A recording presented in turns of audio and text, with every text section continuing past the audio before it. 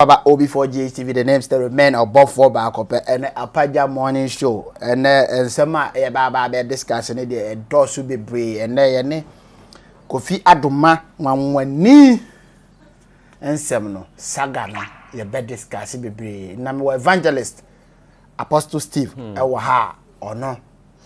Marriage, when it comes to marriage issues, they are very expert. And maybe ma or no so ababa be demon tente mind. No be near be so a many people say a do level be a warrior moon semono. And yet the bia na was a better social media because over war social media and about war. As an ass and baby and semina evangelist memoir about before JC. But I see, Reverend Napome. Radiadum now swear. I'm Yadom. A chair here for now. But I say, I have for. Metia will be our Herming. Yes. Metia Abia Bible Ministry. Yes. Metia me am who can you be there about? Yes. Metia wow and so. Yes. Metia will be for GTV crew Nina. Yes. We be a Selena before GTV and Evangelist TV in the air discussing como in and some back what trending on social media ma obia can jene. Kofi Adoma Mwanweni. Your one ordinary birthday or better Angel TV. So start say oh praise Nigeria na ensemo kekan no na emudoso na minim say wa wo hwem no watie nsem ni nyina nti I don't need to say mesa bring it sa old story ni but yeah person bring it out the final word ade was nka Kofi ye evangelist de Kofi ye na no anu na obetena TV so praise na yere kekan ni nyina na nka no anu ana medase say medase mesa kasa medase bi Ongu se wiase na ewo no. Ewo man bia de amambra yewom. Ene kwan ye fa so ye den. Ye yusu no.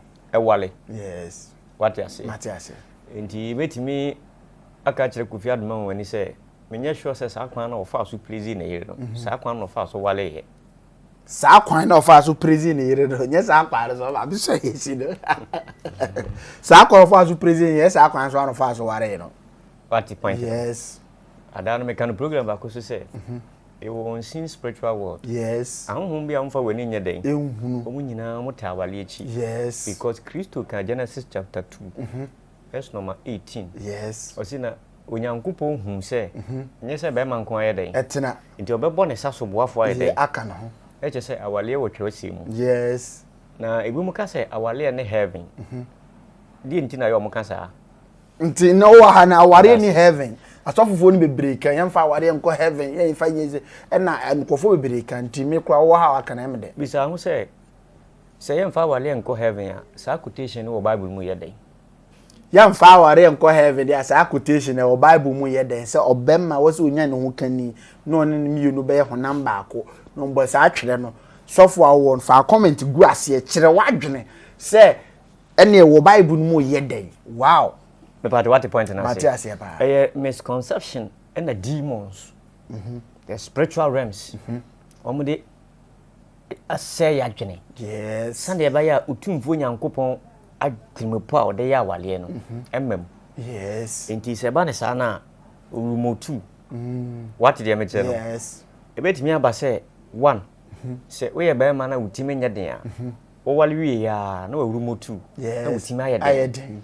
Se we oba na utime nya den a wari ya na spirit na yeden ama utima yeden sanity. Yes. Ena enipa bebre wo ho a omo qualify ansa na ma wale omo qualify aware no sanity. Yes. Omo hu se we wale bi nti eduru mi so nti eduru mi so ipato what ya say but awale no se wan qualify na wanye mature uko wure ma de Kofi Adoma wani ye no enu bia na abaye That's a Kofi enye matured in marriage. Any mature husband bia onye de Kofi Adoma woni ye no. Wow. Because me esi su stamp do say. Na wale no wale enye social media awale. Yes. But what you say? Yes. Eye onu no betimi aka say eye kronkron awale. Yes. Saturday eno maker die wo fie. Ana papa na mama gi omo de wi. Ansa na wo kwa so dem. Yes. E kwoto aso. Yes. Because ho social media way. Social media bi eno. Even your pictures ko mtwitwa e kura. Wa Kofi Adoma dem a we se no hu. Na Kofi kura one oba ne ye ayi video kura me hu oba ne. Me pata what you say. It is so hu say ahonhom na empese awale ne bebam no because ade a nyankopon di kan yeye obo nipa no ade odi kan yeye no na wo ka se ne heaven a wo pese wo kire sei wo heaven ade a nyankopon bo nipa the first thing na oboka nipa ho se monka mo homom na procreation ye adwuma mo se enu ni heaven dia ene na heaven no nyankopon kora boye den but what you say it always be a before endi awale ni yes senke before no di awale ni a ka Kofi Adoma onye sa yes I say or your punctualist as our opportunist I didn't know your opportunist o say metimi aka so oba no mo sika yes and they no yes nti se oba wo sika ba ma de no nkotwitwi no na wa force awale no yes nti ono ankasa da kuma mu ne de no spirit ekuta no enye ne ho soulmate no Kofi ga kwam ne saa oh udi me na hyase ono na hyase de na enye kura o kan ono aka yes also oba no father and grooming na man be do level bi na ja o say akore no untwanto prophecy me pat what you say yes nti nipa bia ba ma bia wo be wale awale a wo be your punctualist no na wo be psychopath no wo be use wadwen yes na wo di akopa bibi no eduru ba bia sa na bonsam ye wo be ye yes me pat what you say utuma wo hu ani mase at any time wow sana be obi ahu say wonye matured wonye competent to be a husband yes because you will be husbands so what you say na say Matias ni wawale de but ni bibia te sakwala yes and a baby wives nso ye den e wo ho me pat what you say na say yes it be say say se Kofi Kofi awali Adoma wali se na ya wale kronkron a ntika ba bedu sei dabi me pat what you say e ba bedu sa na dabi ke bedu sa level we Bema way you be a Ghana for respecting a pa. Yes. Just because of angel Juma or Bono Hontino. Any pa respecting. And near ma oh yeah, one with the material. And ma any pa respecting a pa. Yes. The bizarre say, Ubi or what's our standard way. We see them acquire our day way. There's opposite to say, na the level na what Bruno. Then was say, oh yes, I did. But what you say? Yes. But anytime be you don't qualify, but you go for it, you know. Consequences will come. Anytime I only qualify for marriage and now be force so do who be start to say oh yeah maybe we say who consequence ba nti evangelist person kire say the consequence of what Kofi Adoma be here on TV say o president menyim we me yese me ba mu kakra ene na me ma the whole nation Ghana ensua de we say o my Ghana oh yeah de bia na public ne pe automatically na wo say no especially when that pen should be private. Young shan kofo ma warrior or mudo ma warrior public. I bet na social media explaining akikamunsem. You must say ma warrior ne kusi anytime be at the nation Ghana over public wa warrior no. Consequences started ba. Kofi Adoma me respect o pa bra Kofi. This thing there. Do something about it. And come advice so say, Bra Kofi, don't talk about it anymore. Don't answer any question because the more now be answer question, you are escalating the problem. One here, I grada some more kind. But see the moment now better na social media now. Okay, no. That instant na ware no guye. This is the first time many agrada ya 100%. The moment I bet na say many oba wenyim ye mini wenyim ye enkofo omo ye enemy of progress wo be start say omo tap mistakes na omo start issue against you into aso be she Bra Kofi.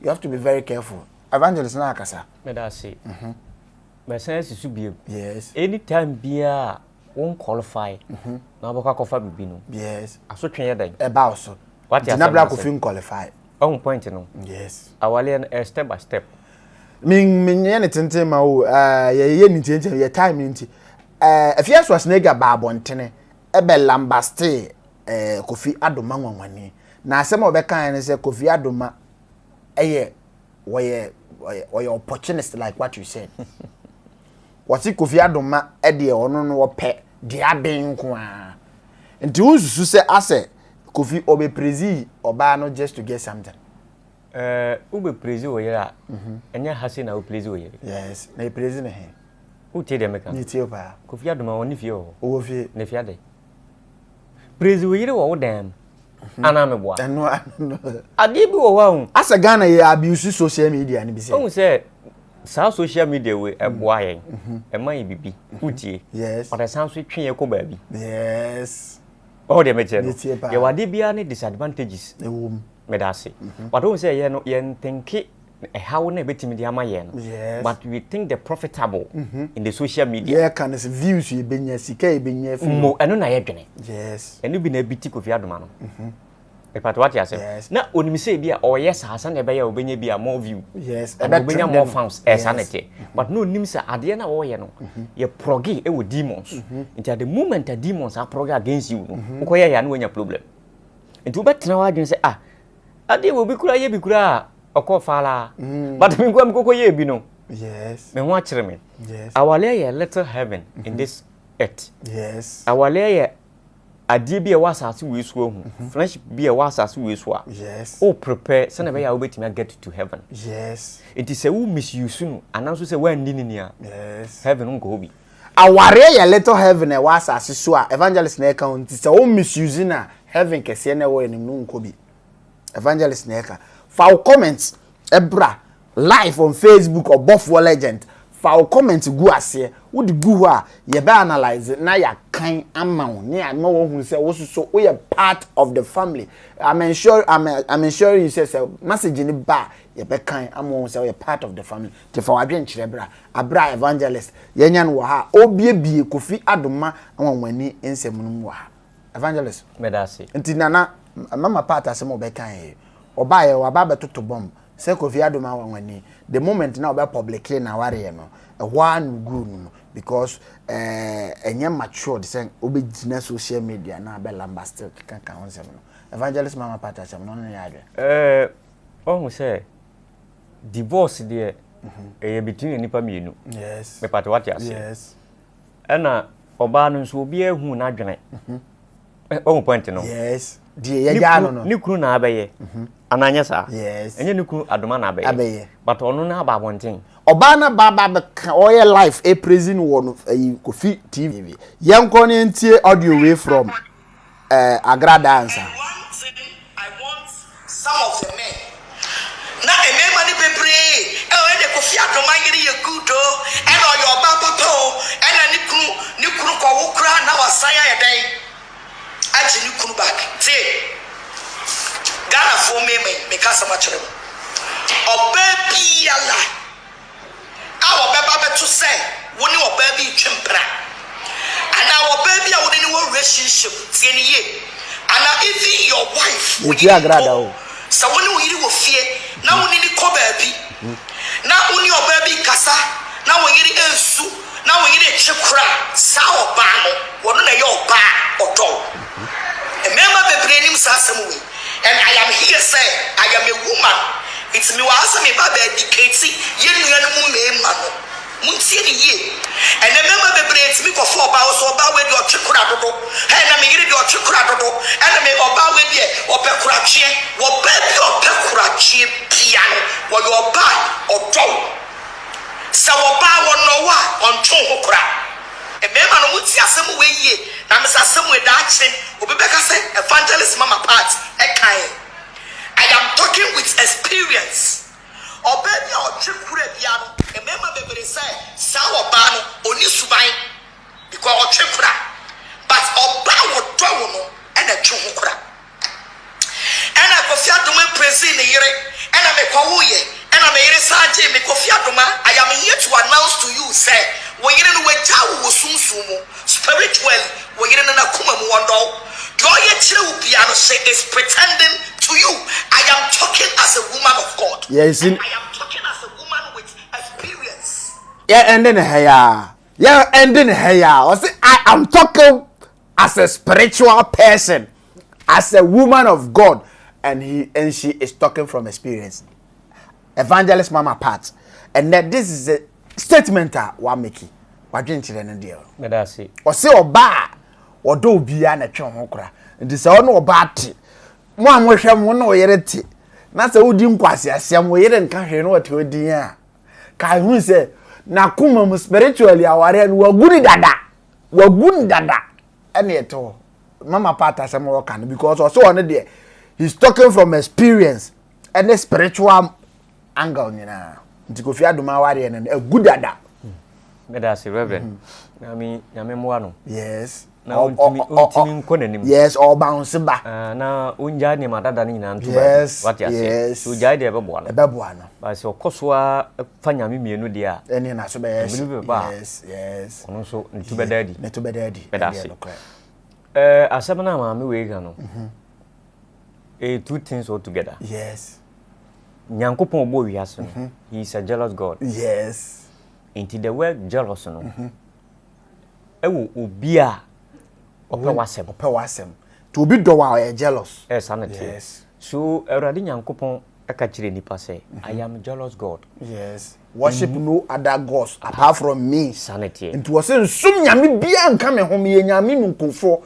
onsum nyame ka me ho a mabubefu what did you yes in the wisdom of god you know yes say nipa jealous a ohun say e natural yes that's jealous love what the point na say and it say I am jealous god didn't no cancer because odo it onye hu say wakonya me fufuro ha ebe ha no sanity yes tineti say mama part aseba o kan ne no what the point Kofi Adoma na yere no agya no wo honhom ampa ohun say medika ka say me say adibo ho na say nipa ne nya mature da ukofa emere no so essay ene na evangelist mama nsamye mo audio fufuro a Kofi Adoma nwanwani ewo life di oba ne beye no yenhwe se di oba ne ye na matured ana say immature say ukunu no wo life na ofre on the live show no caution say end the life abira wonim ne personal life anka betima friend off life yenko ne nkuti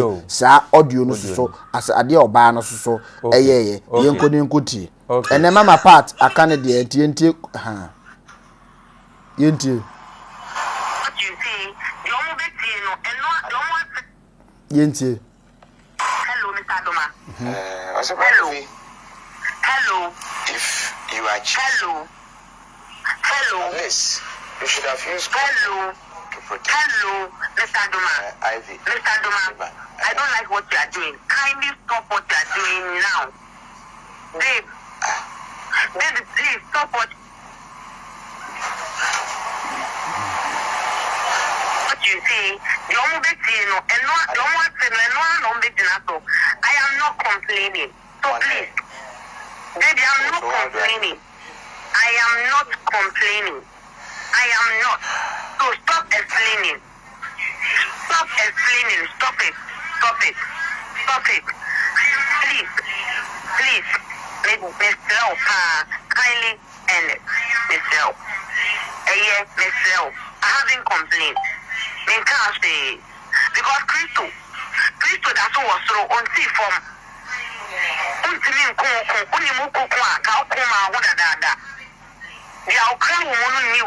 so please end the life and let everybody say whatever they want to say. It's okay. It's okay if it's a so with the Christo power show. Please kindly step down, Miss Slow. Me pachopa, me slow. Me don't say, meaning say you are spoken me. But me no been complaining here, so don't say nothing. Allow them, we are all human beings and we have conscience. And so please, don't say anything again for the sake of our children. Not only me. Any more warning in a man, me slow. If you didn't carry, Momonka, but please don't see. No crack, ever baby at that. Please don't see. In fact, so don't say anything. Whether I'm the first wife, whether I'm the last wife, whether I'm the seventh wife, it doesn't matter. The most important thing is I was the wife. It's in fact, so don't respond to anybody. It's slow. So be a cancer and I'll be a yow. Now here we are. First of all, say, this too shall pass. I beg you. I just, if you tell me I'm to tell our life, many and cry. So please, I am begging you in the name of God, have mercy and step down. Please.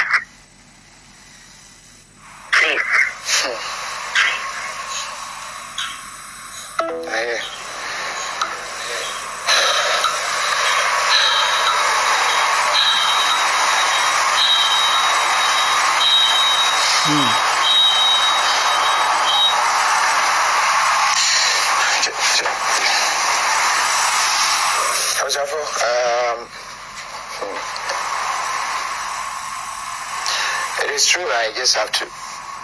Mama, Ada. Hey, nasa wada mo kusa so ya nwa sa. Shia na ho ya. Me se me tuna me no fu na ni brama. Na me come for divine pills.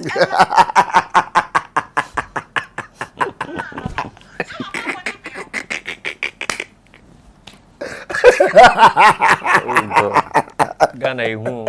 Ghana. Enu so free. Hey, eto. You very very petrol to be so you to ho aduma. Utie oba na de obeye no. Life na be man was life. Ususu said the oba na was the right thing and now say it was immature.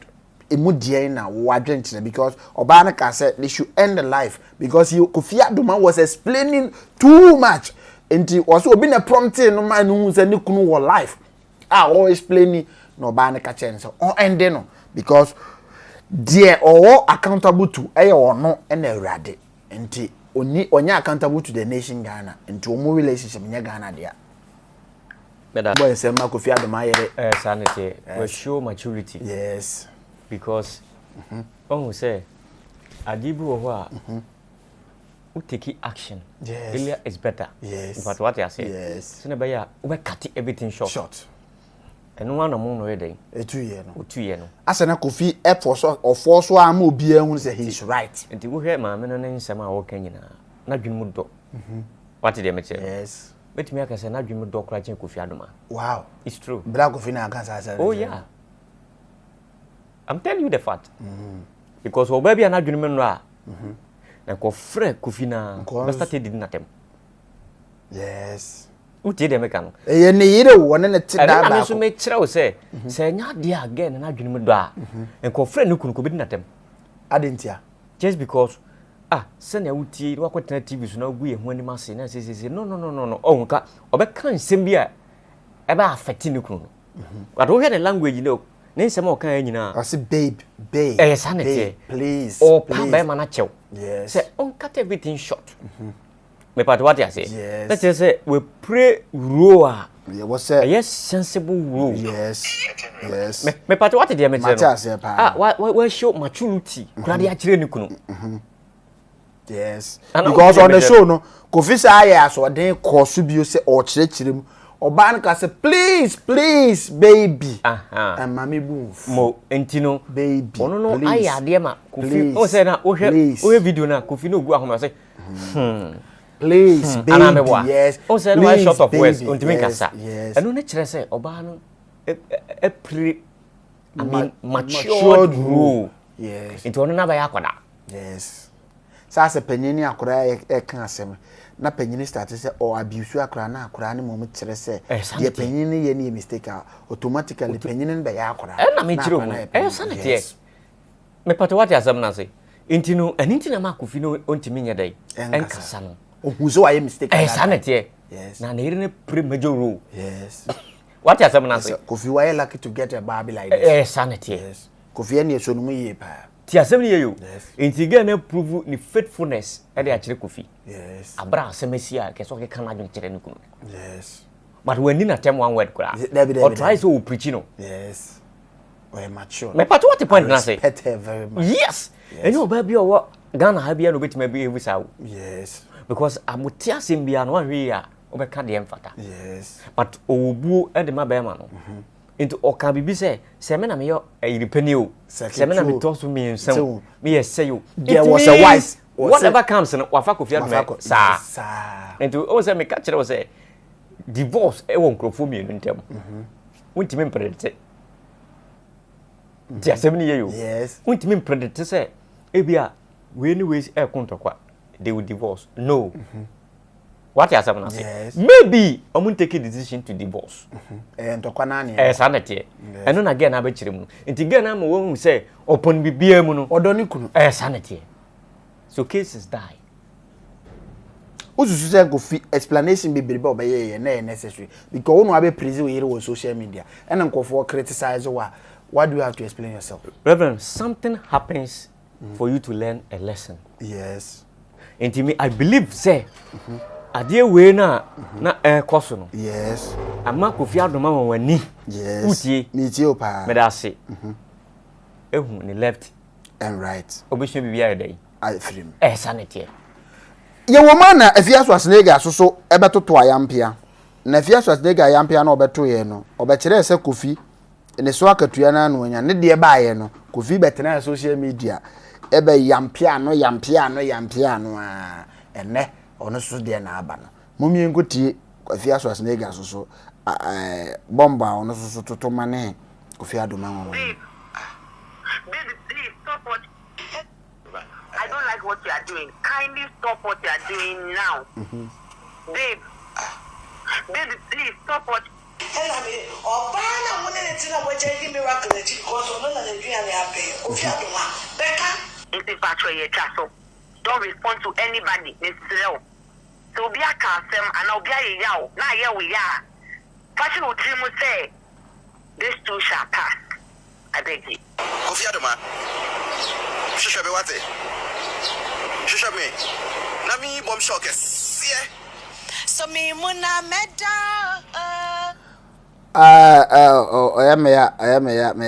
Meba. Na me someone who can say so Kofi Adoma. Meba. You are Hello. Ivy. Mr. Adoma, I don't like what you are doing. Kindly stop what you are doing now. Babe.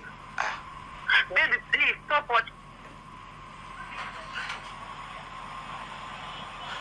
you see. The omo beti no, and no, the omo ate no, no beti na so.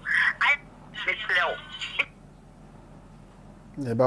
Adoma, Mr. Adoma, You are. Yenti eni. And now Mrs. Miracle Adumenti. I remember. Yes. Kofi Adoma ko kan ni. Any problem. I was a Presbyterian. Me co Presby. I sorry, all right. At a point,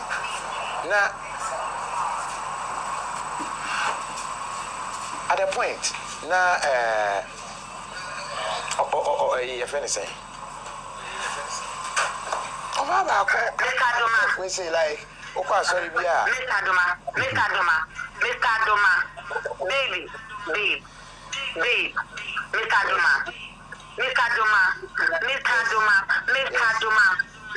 Adoma, you don't want me to come there.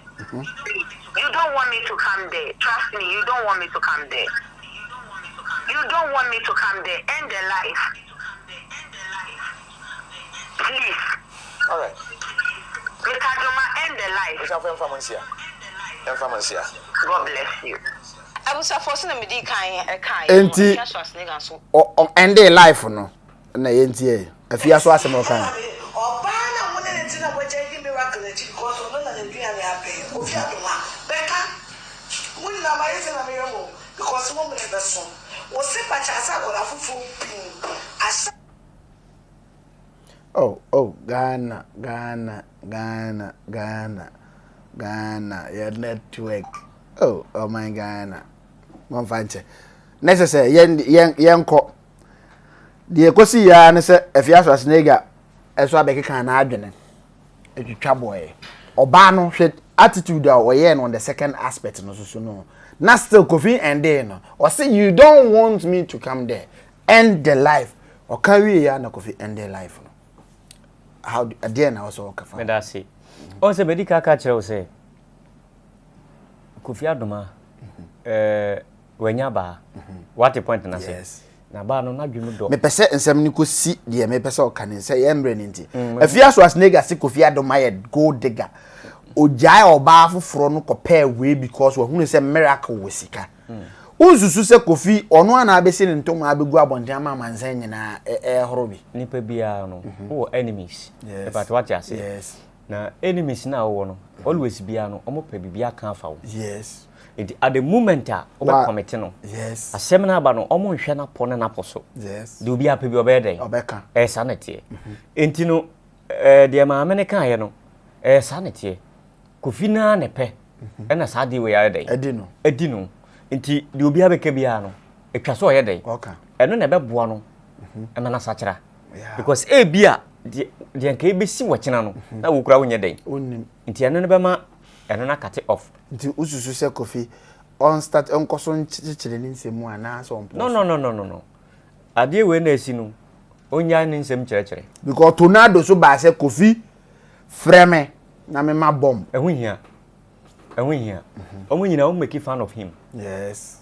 omo say osono hwe form a no bia sanete enti say no Kofi Adoma no we osono wa hwe form obia be den obia be all views sanete enti o say bra forget about on the meche no yes na o move new life yes na oma sebi ni maturity na nye high say enema bi wo ho a on di akiri say na be na wale na be successful yes asma me waka kire no asama hafa no can last word because and we program you know asama last word on this Kofi Adoma issue no na end no Kofi obi a me penasem metatie ni wo angel yes nyame a chenade pa na wan hwe ni ya enkrofu betimi agye free sa yes because at the moment I wo hwe form na wo swale ne ye ka wonsem basa no awurade su nu ho say na me ye we say what the point no then let me take it away yes it was so the free sroma no we hu so hwa we den o gye free won sana de because dibia no de wagina no o mfa ho say wo ye sa na ma we nti wo ya wo bu Nyankopon anim tia they so take it away what you say na say did make a check Kofi ni say onye very careful yes because ade chi ade san nyina na ni pe nyini wow what you say na say ti ade chi ade san nyina no ni pe nyini dia na wale nso nyini nti on tick twice they make a check na chi adofo na metia obi bia metia pobi yes engineer kese ba ko ani producer kese ba ko yes na metia sofu bia opemasem yes na metia obi for GTV metia wife Matthias ene mami Rose yes metia me am hu kani obi dia ba yes abia Bible ministry metia me chidifo nyina o chere chidifo nyina na me de futuo ma Ghana as a nation we a young boy na usiswa o privacy. You shouldn't just bring it on social media. Social media is not a place I want you see and to my heart. Kofi, brother Kofi, I respect you much. Me respect you, but this thing you did was unfortunate. I'm mad the reputation now. I'm bringing it down. Would you call your wife and say, "Oh, yeah, they are presume you are mobile and so don't know." Baby, I beland do. Oh, praise be the presume here. I will tell you, brother Kofi, please, with due respect. Praise we yiri wo fie Ghana honhom ati nipa binu nim pe ade a ye pedi akosoro u pedi akosoro ne e kan obofom honhom ati nipa mu no bibini black man black sense ye papa eje ko bo ni mo say black man black sense o ko wani no na obi pe wahwe ase wo ye ade ye no na obi pe the mistakes e wo ho hwe ohema fia so asnege asom no black Kofi pa so fu ko now are na gu spiritual. I'm telling you, our way the echosi now no. So one and they want someone. Your marriage has no future because omube guno. Sir. Omube guno. To make dear me sedao with due respect. Dear me opinion am the by evangelist. Wakasa bebre. What say na adwene. And I think says o tia ebe boa because you see the old trust and we say ne tia. Me de na minim se adwene na nka awo no wo de wo kan nsem de ama ayere tirima ne de na nka ohunu se sebi niam a wo ye ni nyina upon that ni nyina no wado betie afutu ni de ama wo so wo sa nsem ni praise we here a wo kode ma bedroom ne dampa so no praise ni ho Ghana social media no it's not a marital place a solve marital issues wo social media in Ghana ye abuse no ye use for the right thing hwede your man we see apeni akoduro no enka ho na wase ye kasa ansem de man panifo no hunu say the nation Ghana has a problem we have to solve but here ho na ye solve your marital issues it is affecting you and the nation as a Ghana whole.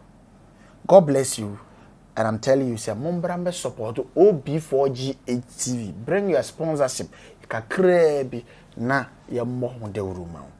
God bless you and stay blessed. That's the name. The name still remain above 4 back. God bless you. Bye bye.